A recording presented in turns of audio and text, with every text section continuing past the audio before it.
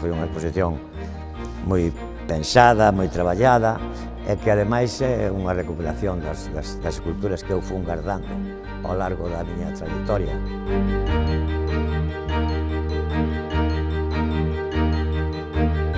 Hai esculturas dos anos 70 hasta hoxe, hasta o 2020.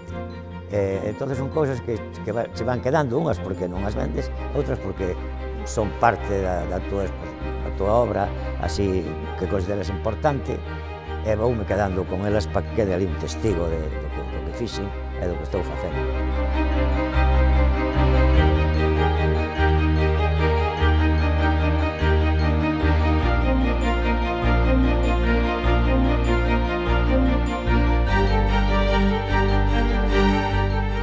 Primeiro que se entendan, e despois que teñan un sello personal, que non faga falta nin firmalas nin poñerlles título, que falen elas, que é a miña preocupación na escultura, é que elas que digan o que teñen que dicir, que non necesiten da miña voz para explicar o que son.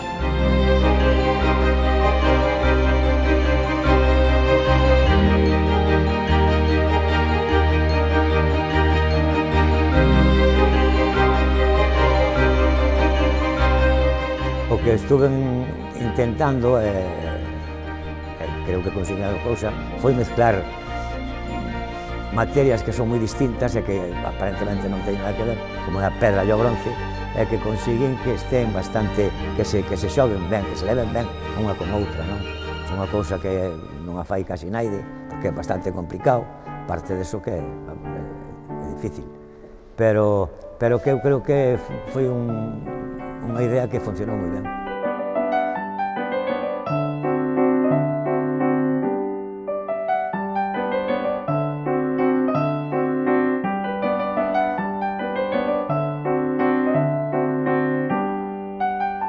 Eu non sabía nada, eu viñes facer fotos ali no taller, pero non sabía que iban reproducirlo aquí.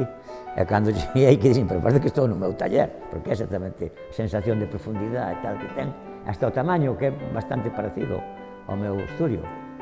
Entón me levei, mas me gustou moito, foi unha idea que me agradou, porque ademais non me deixaron tocar para nada, porque dixeron, vamos facer fotos, e dixen, espera que ordene un pouco, nada, non me deixaron sacar nin os zapatos sucios que hai por aí tirados. Fixeron como estaba traballando e así o fixeron. Vamos, para mí é tan familiar que parece que estou na casa, de verdade.